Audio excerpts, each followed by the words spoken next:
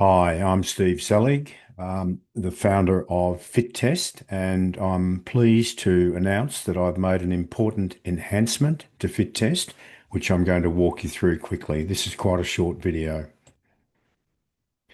So, what you have had for the lifetime of FitTest is VO2 peak based on the relationship between heart rates and estimated VO2s coming from the American College of Sports Medicine predictive algorithms.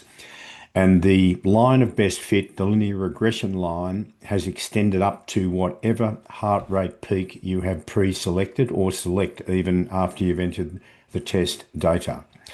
The new feature is that you can now, as an alternative, you can predict VO2 based on peak work rate rather than peak heart rate. And I'm going to show you the advantages of now having these two options.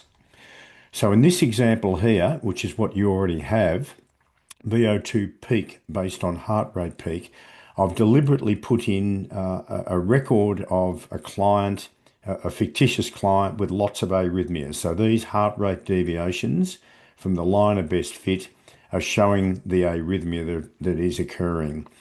And you should know, as an exercise physiologist or other exercise professional, that if you have arrhythmia, it's going to be very difficult for you to predict anything based on heart rates. And that is the case with FitTest as well. So in this particular example, the red dot representing VO2 peak, based on the heart rate peak of 145, which is in fact a 145 occurred at 90 watts, and then it was 144 at 100 watts. And you can see heart rate's gone down a little because of the arrhythmia. We end up with an underestimation of VO2 peak.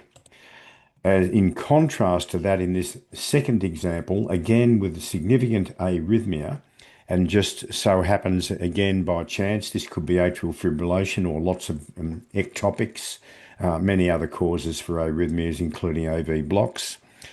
And it deliberately manufactured this test data with arrhythmia. And the peak heart rate was 133, shown here with the red dot. When you extend that down, you get a VO2 that in fact is overestimating what this person can do. So what I've done in the enhancement is I've now given you a choice with this drop-down menu here, VO2 peak based on peak work rate, to land the red dot right on top of the green line. So in this instance, the final workload predicts VO2 based on the American College of Sports Medicine algorithm at 20.7 mils per kilogram per minute. And that is what is reflected here, 20.77. You'll notice the heart rate peak of 133 is still there, but that's unchanged. Power peak is now 100 and speed peak is 25.4. In other words, all of the peak work rate data has been copied up to this important data at the top. Now, I do want to show you another example where we don't have arrhythmia. We've got a very strongly linked or a very strong linear regression, line of best fit.